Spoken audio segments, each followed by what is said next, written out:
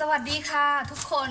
วันนี้นะคะกุ๊กไก่มาพร้อมกับผู้ช่วยในครัวนะคะกำลังหั่นหอมอยู่นะคะวันนี้จะมาทำเมนูอร่อยอีกแล้วนะอร่อยแต่ง่ายอร่อยทุกรอบนะคะ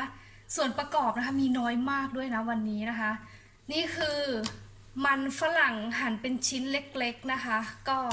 ไม่เล็กมากไม่ใหญ่มากคือให้พอสุกง่ายเนาะเวลาเราเอาไปผัดนะคะ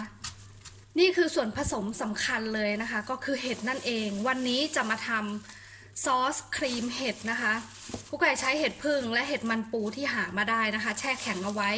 ที่เมืองไทยสามารถใช้เห็ดแชมปิญองแทนได้นะคะ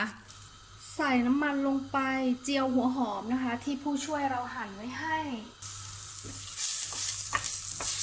หอมเริ่มเหลืองนะคะให้ใส่มันฝรั่งลงไปแล้วก็ใส่น้ำลงไปหน่อยนึงนะคะพอมันฝรั่งเริ่มเดือดนะคะใส่เห็ดแช่แข็งของเราลงไป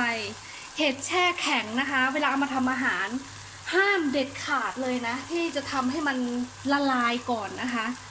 เห็ดแช่แข็งจะต้องเอามาทำอาหารทั้งๆที่มันยังแข็งอยู่นะคะเพราะว่าความหวานและรสชาติของมันจะยังคงอยู่เนาะเดี๋ยวปล่อยให้เขาละลายเองนะคะปิดฝาไว้นะคะให้เขาค่อยๆละลายไปเองตอนนี้เห็ดเริ่มละลายแล้วนะคะกุ๊กไก่จะใส่ซุปก้อนลงไปอันนี้เป็นซุปไก่นะคะถ้าใครใช้ซุปไก่ที่ทำเองก็จะอร่อยมากนะวันนี้ในตู้เย็นหมดนะคะเพราะฉะนั้นซุปไก่ก้อนสำเร็จรูปนะคะแล้วก็จะใส่น้ำตามลงไปใส่เกลือลงไปนะคะแล้วก็พริกไทยดำปิดฝานะคะ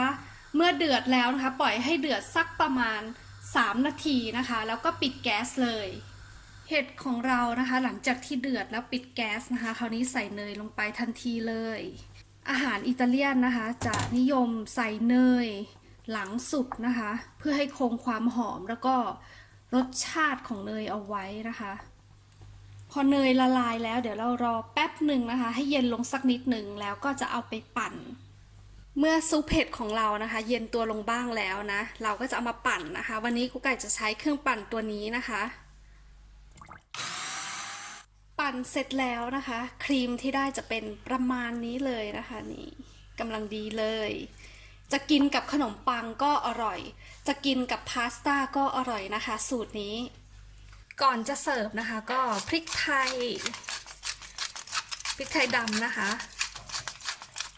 แล้วก็โรยน้ำมันมะกอกลงไปเสิร์ฟคู่กับขนมปังอุ่นๆนะคะได้แล้วนะคะลองทำกันดูนะคะไม่ยากเลยสวัสดีค่ะ